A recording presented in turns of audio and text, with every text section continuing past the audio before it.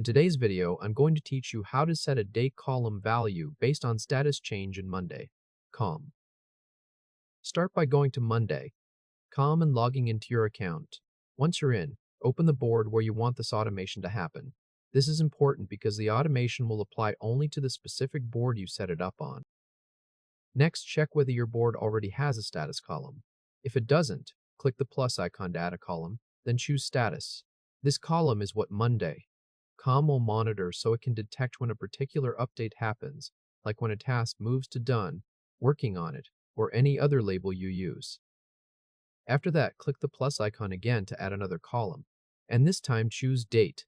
This is the column that will automatically be filled in when the status changes.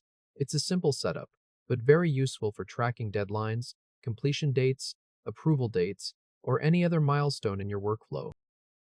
Now go to the Automate section on the board and click Create Automation. This opens the Automation Center, where Monday. Com gives you ready-made recipes that you can customize. In the search bar, look for the recipe that says, "When status changes to something, notify someone."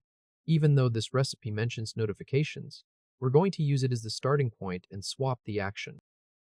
Select that automation recipe. Once it opens, change the Notify Someone part to a date action so the system sets a date instead of sending a notification. Then click on Status and choose the status column you want this automation to watch. After that, click Something and select the exact status label that should trigger the date update.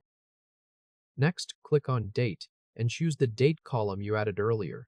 This tells Monday. Com where to place the date once that status change happens.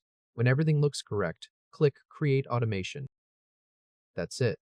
From now on, whenever the selected status changes to the value you chose, Monday, Com will automatically set the date in your chosen date column. If this helped, hit like and subscribe for more quick tutorials. A quick tip here, make sure you choose the right status label when setting up the trigger, because the automation will only run for that exact change. Also, it's a good idea to test the automation right away by changing the status on a sample item so you can confirm the date populates as expected.